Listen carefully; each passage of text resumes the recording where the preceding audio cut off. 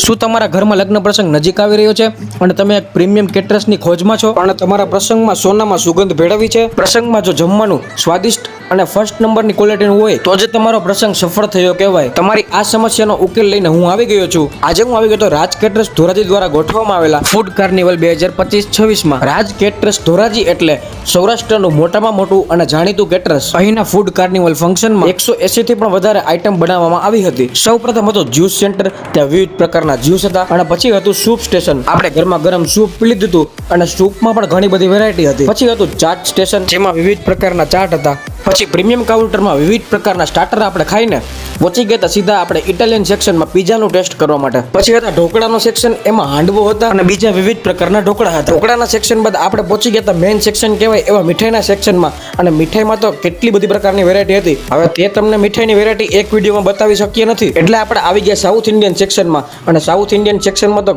વિવિધ પ્રકારના ઢોસા બનતા હતા. પછી રિયલ પંજાબી ટેસ્ટ માટે આપણે આવી ગયા અમૃતસરી ધાબામાં. અને અહીંયા આવીને તમને કાયદેસર એકવાર પંજાબની ફીલ તો કરાવી જ દેવો. પંજાબી બાદ આપણે આવી ગયા રાજસ્થાની ઢાબામાં અને કાયદેસર રાજસ્થાનની રીતથી અહીં જમવાનું બનતું હતું ભાઈ. અને રાજસ્થાનની નામ આવે ને રાજસ્થાની છાશ ના મળે એવું તો બને જ નહીં ભાઈ. તમારા પ્રસંગમાં મારી જેમ કોક તો ચા પ્રેમી હશે, એટલે તમને ચા પણ મળી જવાની છે. હવે આટલી આઈટમથી તમે ધરણા ના હોય તો છેલ્લે આપણે પહોંચી ગયા ડેઝર્ટ સેક્શનમાં અને વિવિધ પ્રકારની ડેઝર્ટ પણ તમને મળવાની છે. એ સિવાયની જો વાત કરું તો ગુલ્ફી, ગોલા અને આઈસ્ક્રીમ પણ ઉપલબ્ધ હતા. આટલું બધું જમીને મહેમાનને છેલ્લે પાન દેવાનું હોય અને પાન દેવાની સ્ટાઇલ પણ એકદમ જોરદાર હતી ભાઈ. ત્યારબાદ છેલ્લે વિવિધ જાતના અને વિવિધ ભાતના મુખવાસ ખાઈને આપણે થઈ ગયા હતા ઘરે રવાના.